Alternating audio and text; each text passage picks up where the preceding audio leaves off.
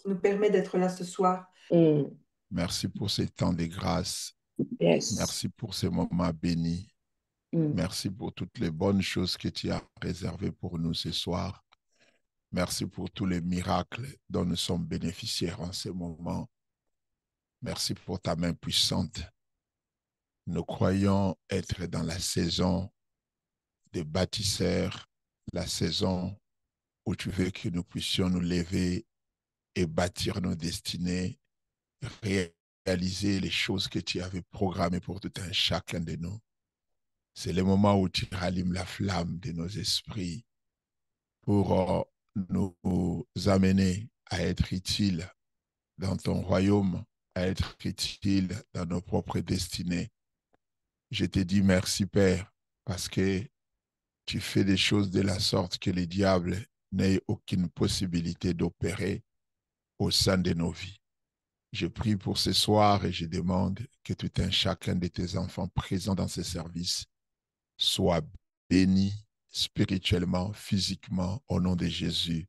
Je prie pour la pleine manifestation du Saint-Esprit durant ce service, soit avec mes lèvres, soit avec mes paroles, soit avec mon cœur, et soit aussi avec les cœurs et les oreilles de tes enfants, et qu'ils reçoivent cette parole éternelle Dieu avec empressement, et que cela produit dans leur cœur les fruits dignes de ta gloire. Pour la gloire du nom de Jésus, je prie que les malades soient guéris, que tous ceux qui ont des problèmes aient des solutions. Au nom de Jésus-Christ, et nous avons ainsi prié. Amen. Gloire au Seigneur, que Dieu vous bénisse tous. Nous sommes dans notre programme, comme je l'avais dit, que ce programme de la semaine est important parce que il accompagne nos enseignements du samedi et c'est presque les enseignements qui sont proches. Et là, c'est plus pour la motivation, afin d'aider chacun de nous de se mettre à niveau pour être capable d'appliquer les enseignements du samedi et que chacun se mette vraiment dans la peau d'un bâtisseur, d'un prophète, d'un serviteur de Dieu pour apporter des changements réels, des changements conséquents au sein de sa vie.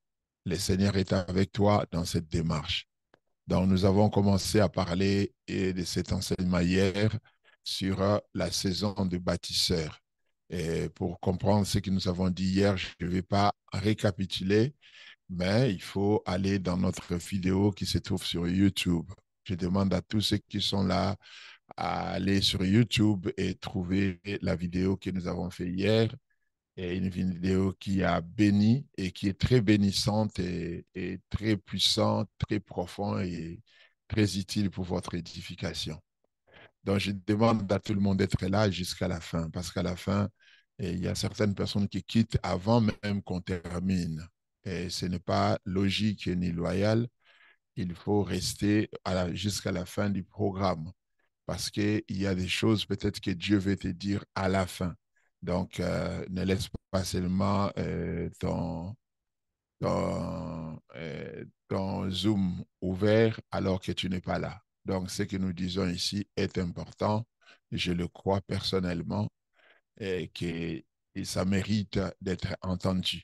Ça mérite d'être entendu. Ce n'est pas parce qu'on fera les vidéos après que vous manquiez les lives, ce que nous faisons en live. Il y a toujours une différence, il y a toujours un décalage en termes de transfert d'énergie, en termes d'expérience surnaturelle entre quand on suit une vidéo en live ou un enseignement directement et quand on le suit en différé.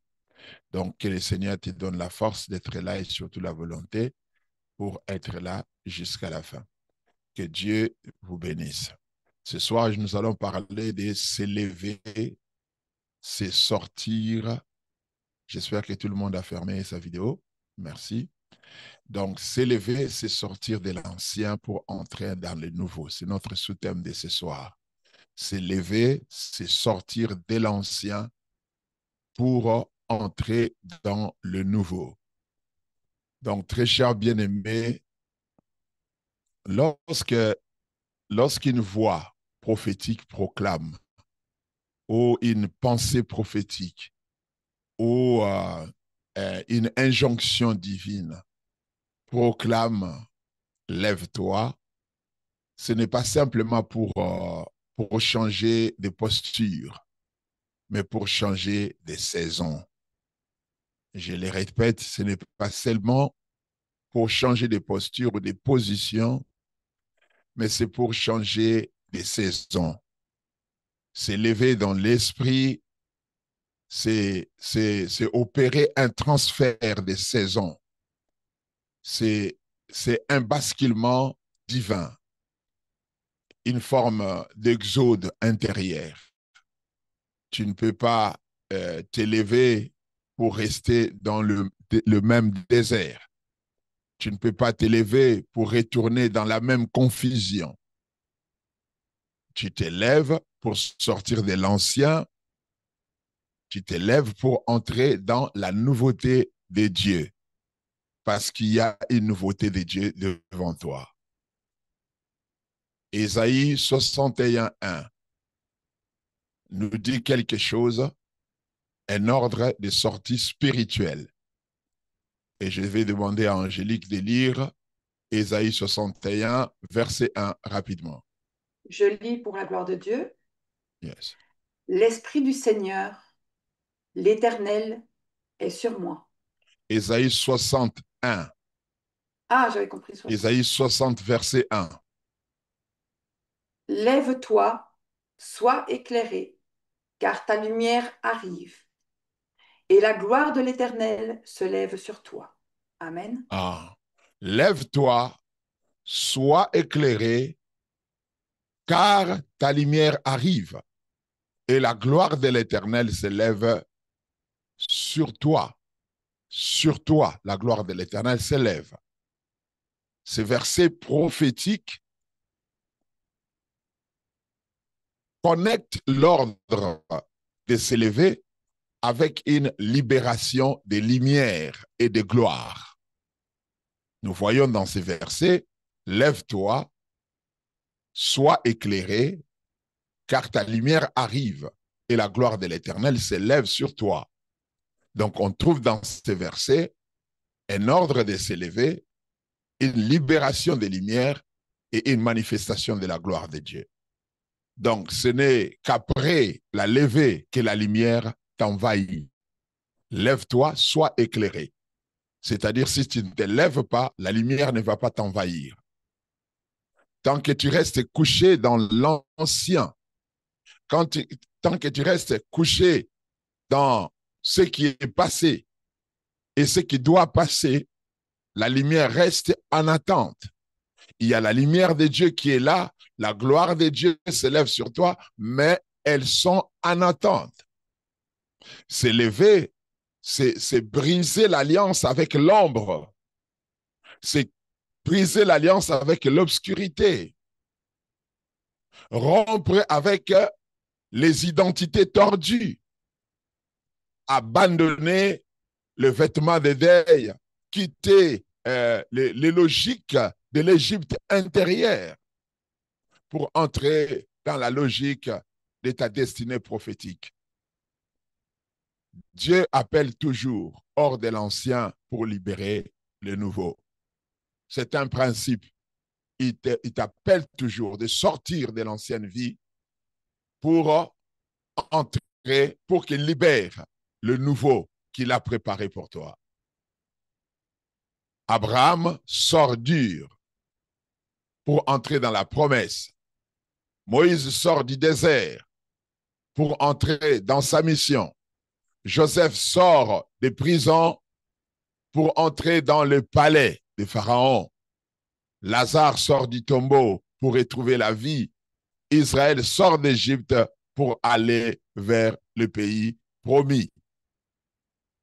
Pierre quitte la pêche des hommes, des poissons, pour devenir pêcheur de poissons. Chaque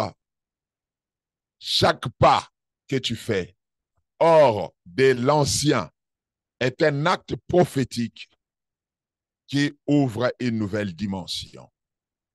Tu dois le savoir, que c'est à ton avantage d'accepter de te lever et de quitter là où tu étais, là où tu as toujours vécu, les conceptions tordues qui ont toujours prédominé dans ta façon de penser pour accéder à une nouvelle façon de voir les choses, à une nouvelle perception, à une nouvelle dimension des pensées qui sont le pensée des dieux. Sortir de l'ancien, c'est aussi sortir de l'ancien, c'est aussi sortir d'anciens discours intérieurs, sortir d'un ancien discours intérieur. Je suis, par exemple, trop vieux, je n'ai pas le niveau, je ne suis pas digne. Ces voix reviennent très souvent en nous et ne viennent pas de Dieu. Elles viennent de l'ennemi au sein de nos cœurs. Et lorsque Dieu te demande de sortir, il te demande aussi de sortir de ce genre de discours. Des discours des discours réducteurs, des discours qui t'empêchent d'évoluer, d'avancer, des discours qui te disqualifient dans ton propre cœur. Il faut rompre avec ça. Il faut sortir de ces discours si tu veux évoluer dans la nouvelle vie que le Seigneur a préparée pour toi. Sortir aussi de l'ancienne, c'est aussi sortir d'une ancienne posture spirituelle, telle que la paresse spirituelle, la distraction, l'indifférence, l'incrédulité. La paresse dans la prière, tu n'arrives pas à beaucoup prier, tu n'arrives pas à jeûner, tu n'arrives pas à prêcher, tu n'arrives pas à enseigner, tu n'arrives pas, ça c'est de la paresse spirituelle. Et deuxièmement, il faut sortir au même niveau de la posture spirituelle, de la distraction. Vous devez savoir que la distraction est aussi une forme de spiritualité, mais satanique. Une distraction, c'est le contraire de la concentration. C'est-à-dire, vous n'arrivez pas à vous concentrer sur ce qui est divin, sur ce qui est prophétique, sur ce qui est de votre destinée, ce que Dieu a préparé pour vous. Vous n'arrivez pas à vous concentrer sur l'essentiel. Vous êtes dans la superficialité. Vous vous intéressez à tout ce qui n'a rien à voir avec l'essentiel de votre destinée. C'est ce qu'on appelle une distraction. Perdre beaucoup plus de temps à parler des gens, passer beaucoup plus de temps à discuter sur les choses qui ne sont pas constructives, des choses qui ne sont pas édifiantes, des choses qui ne contribuent à rien dans votre destinée. La distraction. C'est aussi sortir de l'indifférence. Lorsque je parle de l'indifférence, l'indifférence à l'égard des choses de Dieu. Il y a des gens qui sont indifférents. Lorsqu'on parle de l'onction, ils sont indifférents. Ils pensent que ça ne les concerne pas. Lorsqu'on parle de la puissance de Dieu, ils sont indifférents. Ils pensent que ça ne les concerne pas. Lorsqu'on parle d'aller imposer les mains sur le malade et que le malade soit guéri, ce n'est pas leur problème. Ils sont indifférents par rapport à toutes ces choses. Lorsqu'on parle du royaume, ils pensent que c'est pour d'autres personnes, les docteurs Abraham et d'autres personnes, ça les concerne. Moi, je suis là pour mon mariage, je suis là pour ma voiture, pour ma maison, je suis là pour ma famille. L'indifférence est aussi une posture spirituelle négative. Être indifférent vis-à-vis de ta croissance spirituelle. On te dit que pour être béni, pour expérimenter la plénitude de la grâce de Dieu dans ta vie, tu dois nécessairement grandir. Parce que aussi longtemps que l'héritier est encore enfant, il ne diffère en rien d'un esclave. Le Seigneur te demande de grandir, d'évoluer, d'avancer vers les hauteurs les plus élevées de la spiritualité. Et toi, tu penses que ça ne te concerne pas trop. Ce n'est pas vraiment ma tasse de thé, ça. L'indifférence. Il y a aussi l'incrédulité. L'incrédulité, c'est le fait de ne pas croire à quelque chose que Dieu a dit. C'est de ne pas croire à Dieu, parce que lorsqu'on ne croit pas à ce que Dieu a dit, on ne croit pas à Dieu. On n'a pas foi en Dieu. L'incrédulité, c'est rejeter ce que Dieu a dit. C'est penser que ça ne se réalisera pas. C'est penser que Dieu n'a pas dit la vérité. C'est penser que Dieu n'est pas aussi fidèle pour accomplir ce qu'il a dit. L'incrédulité. Tu dois sortir de ça. Ça fait aussi partie des choses qui font partie de ton ancienne vie qui est avec les diables et tu dois quitter cet état spirituel. Sortir de l'ancien, c'est aussi sortir d'anciens engagements invisibles.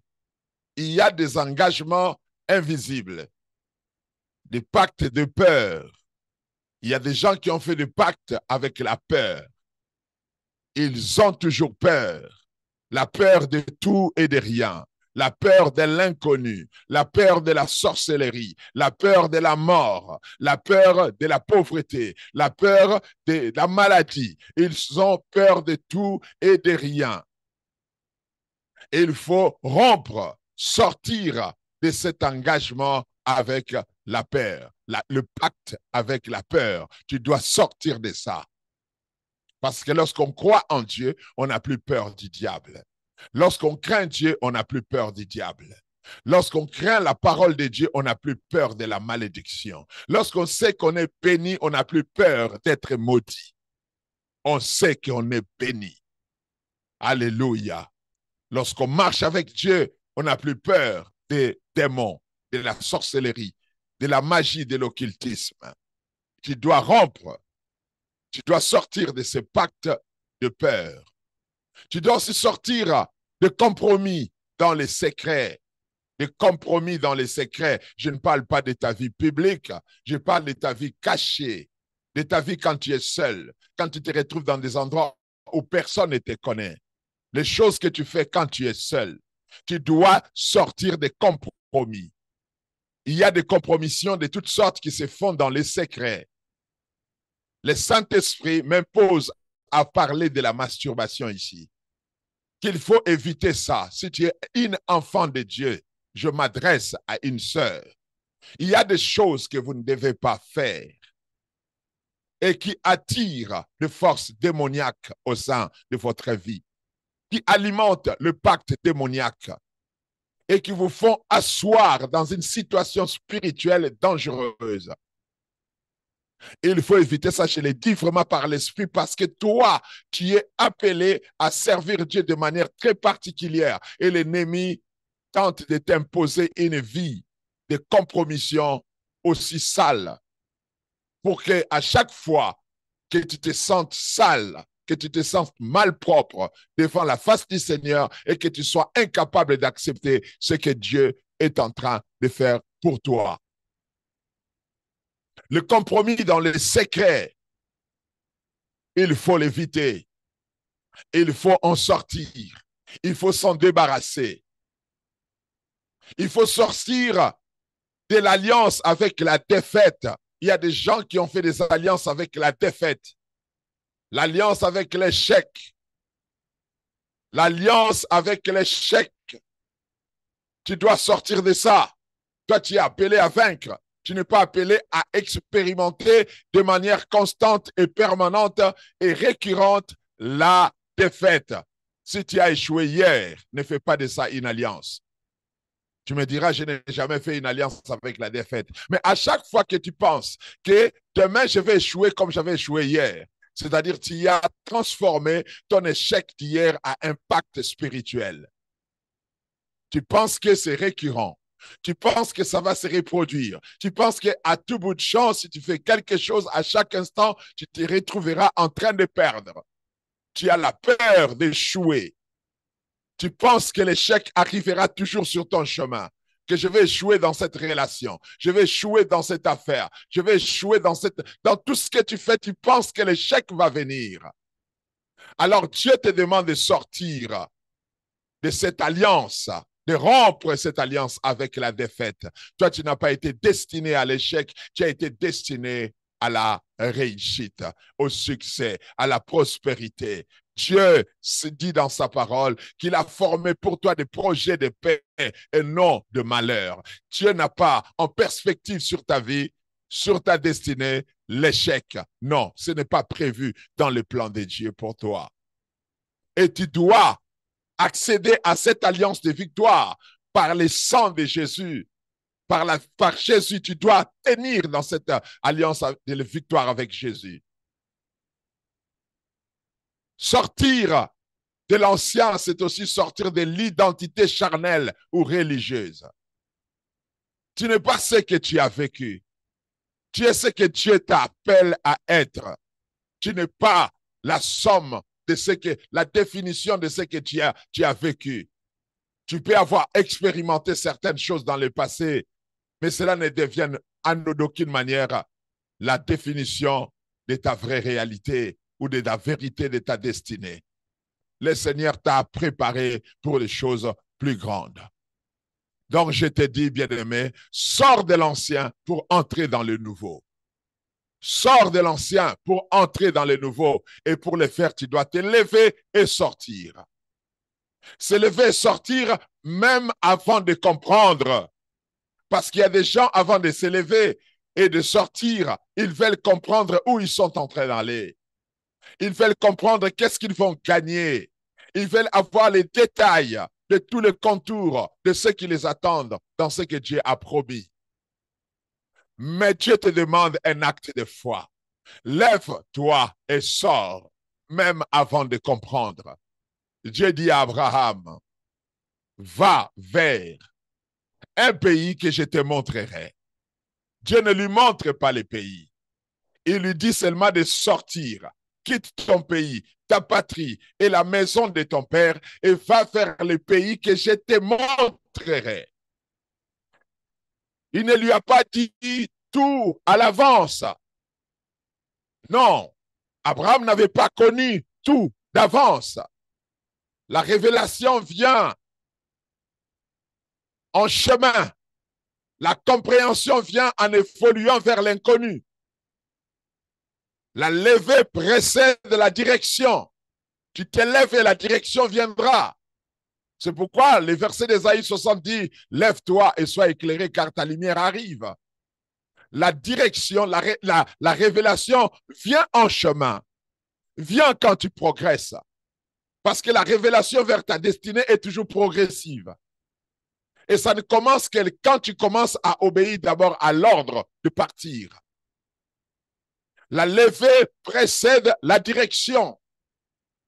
Dieu révèle plus à ceux qui se lèvent qu'à ceux qui dorment. Oui, Dieu ouvre les yeux à ceux qui se lèvent. Lorsque tu décides de te lever et de commencer à arpenter les chemins que Dieu a tracés devant toi, c'est alors que la lumière va commencer à poindre à l'horizon de ta destinée. Et tu vas commencer à voir clair là où tu es en train d'aller. La Bible dit, ta parole est une lampe à mes pieds et une lumière sur mon sentier. Il faut d'abord se lever et marcher dans ce sentier pour voir la lumière divine éclairer ton chemin. Beaucoup de gens demandent de comprendre la volonté de Dieu, d'avoir la direction divine, mais Dieu commence par te dire, lève-toi. Lève-toi d'abord. Lève-toi. Et lorsqu'on s'élève pour sortir, ça fait mal. Une sortie qui fait mal, mais qui prépare la gloire. Une sortie qui fait mal, mais qui prépare la gloire. Parfois, sortir de l'ancien signifie rompre avec les relations toxiques. Mais les relations toxiques avec lesquelles on s'est habitué, on s'y accommode aussi facilement. On a créé tellement de liens forts avec la toxicité d'une relation à telle enseigne qu'on pense ne pas avoir mieux que ce qu'on a en train d'expérimenter, même si cela est toxique pour votre vie spirituelle, pour votre destinée, pour votre santé mentale et physique. Rompre avec des relations toxiques, c'est aussi sortir.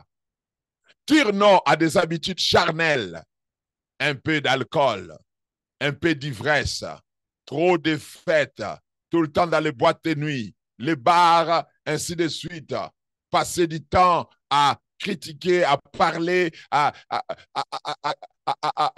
quereller, à se quereller, à se disputer, tout ce qui est charnel. Dire non à des habitudes charnelles. Ne reste pas dans ce que la chair produit dans ta vie. La Bible dit, marchez selon l'esprit et vous n'accomplirez pas les désirs de la chair. Car celui qui sème pour la chair moissonnera de la chair la corruption, en d'autres termes, la destruction. Sortir, c'est aussi se détacher des modèles religieux morts. Je parle bien des modèles religieux morts. Il y a des modèles religieux qui ne produisent que la mort et qui ne produisent pas la vie. Je ne parle pas que des hindouistes ou des musulmans ou encore des catholiques, des protestants, non. Je parle même de ceux qui se disent être des églises de réveil, mais qui sont au fait des églises de sommeil, des églises de la mort. Parce que très souvent, Dieu est dans sa parole. La vie est dans la parole de Dieu. Et lorsque vous commencez à pratiquer des choses qui ne sont pas conformes à la doctrine, qui ne sont pas conformes à la parole de Dieu, vous êtes dans une religion morte. Laissez derrière des systèmes de pensée limitants. Ceux qui te limitent, tu dois sortir de ça. C'est de ça que Dieu parle quand il te dit lève-toi et sors. Tu dois sortir des pensées limitantes. Mais le Saint-Esprit te dit ce soir, tu ne peux pas entrer dans ta saison prophétique avec une mentalité d'Égypte. Tu ne peux pas porter le feu nouveau dans un vase fissuré. Tu dois sortir pour recevoir le vêtement céleste. Tu dois sortir et tu dois accepter de sortir. Cet appel est pour toi. Alléluia. Lève-toi, enfant de Dieu.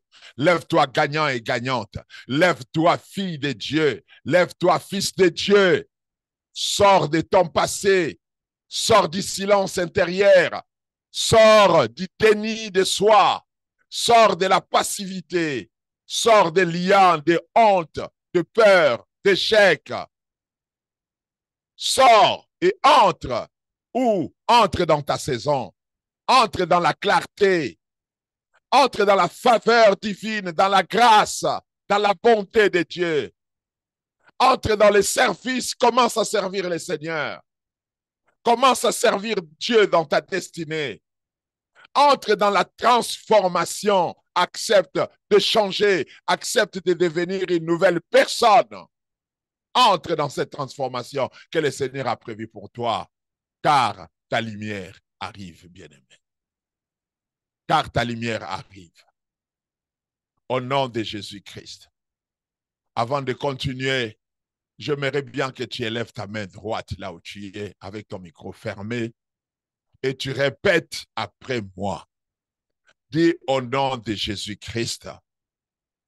Au nom de Jésus-Christ. Je me lève et je sors. Je me lève et je sors. Je sors de la vallée. Je sors du désert. Je sors des chaînes intérieures. Je sors de l'ignorance. Je sors de plafonds invisibles. Je sors des limitations. Je sors des chaînes générationnelles. Je sors de malédictions. Je sors des erreurs. Je sors de futilité. J'entre dans la gloire du Père. Je suis un enfant du royaume. Je suis né pour une mission. J'ai dit oui, Seigneur, je me lève et je sors. Au nom puissant de Jésus-Christ de Nazareth. Gloire à Jésus. Gloire à l'agneau de Dieu. Que ces paroles soient scellées et accomplies dans ta vie. Au nom puissant de Jésus-Christ. La levée est aussi déclencheur de transformation. Lorsque vous décidez de vous lever, vous enclenchez le processus de la transformation. Quand Dieu dit lève-toi, ce n'est pas uniquement pour changer de position, c'est pour initier une métamorphose spirituelle. Yes, un changement émotionnel et parfois même physique. Alléluia, parce que les changements, la transformation intérieure entraîne toujours des modifications conséquentes sur le plan physique. Alléluia. Dans le royaume de Dieu, le mouvement obéissant précède la manifestation. Il y a des choses qui ne se débloquent que quand tu te lèves. Tu te lèves et le déblocage commence. Il y a un cas important, le cas du fils prodigue.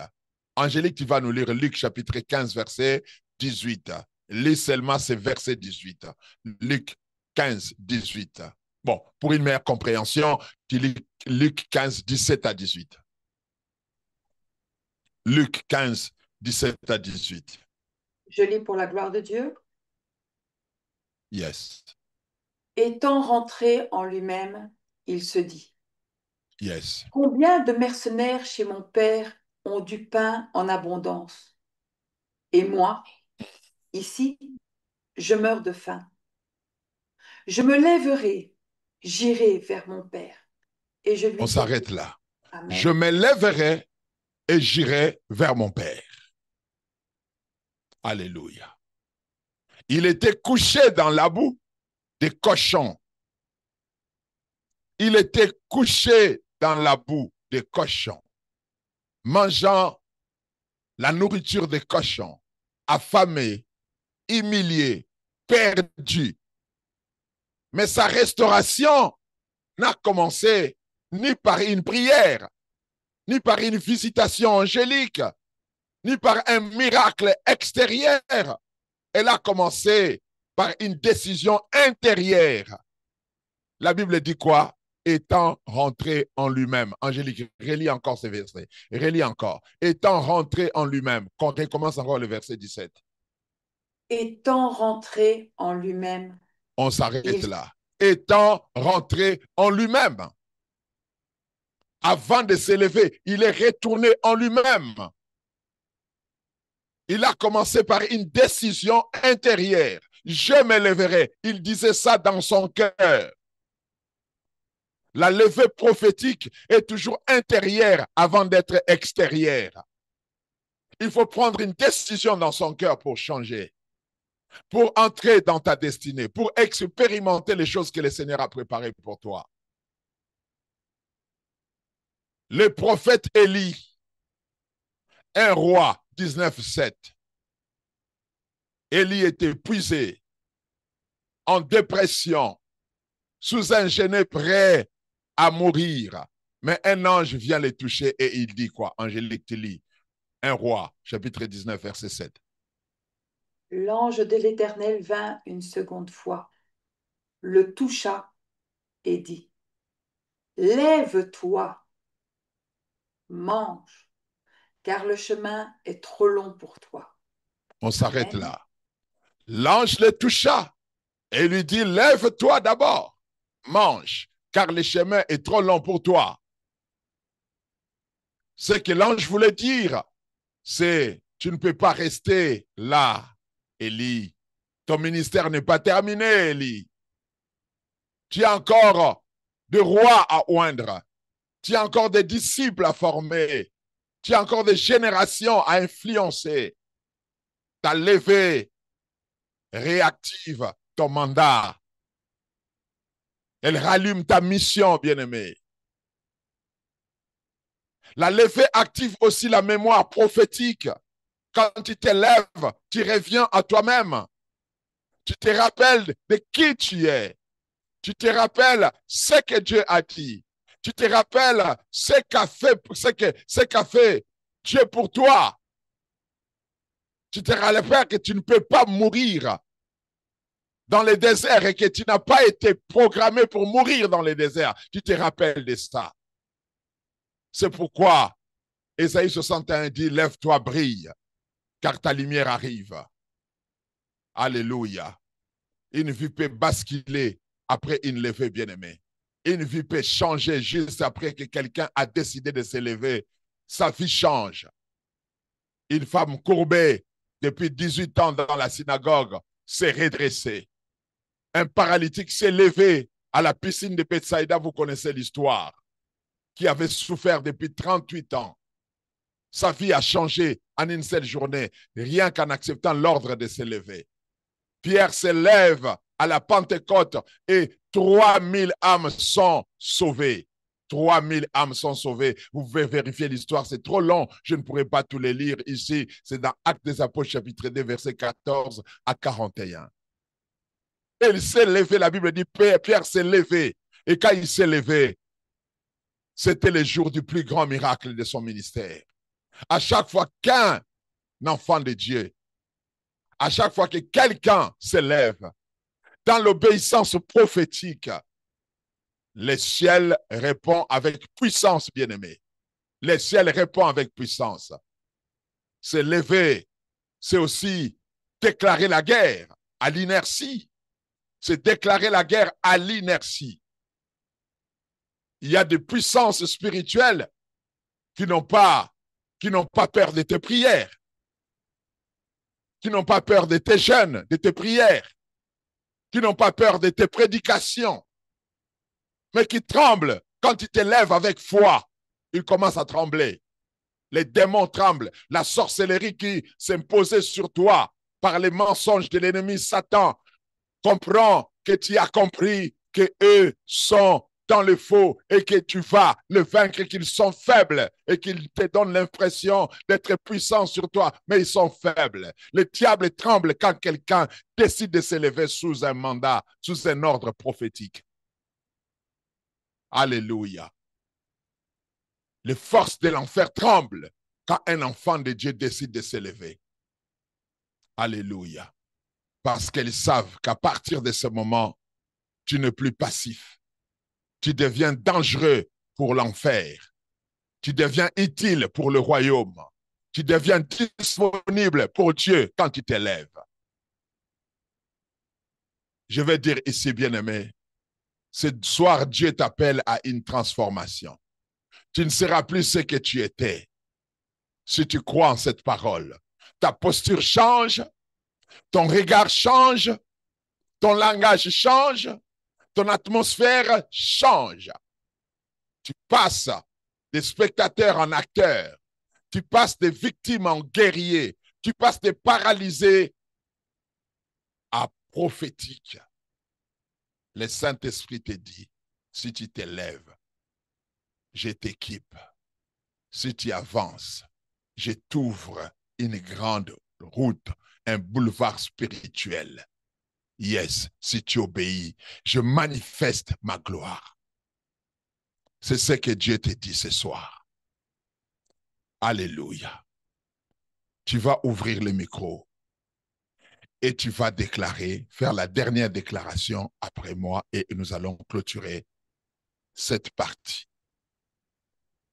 Dis après moi, au nom de Jésus-Christ. Au nom de Jésus-Christ. Tout le monde dit à haute voix, au nom de Jésus-Christ. Au nom de Jésus-Christ. Je me lève aujourd'hui comme un signe de transformation. Je me lève aujourd'hui comme un signe de transformation. Je déclare que je suis un homme nouveau.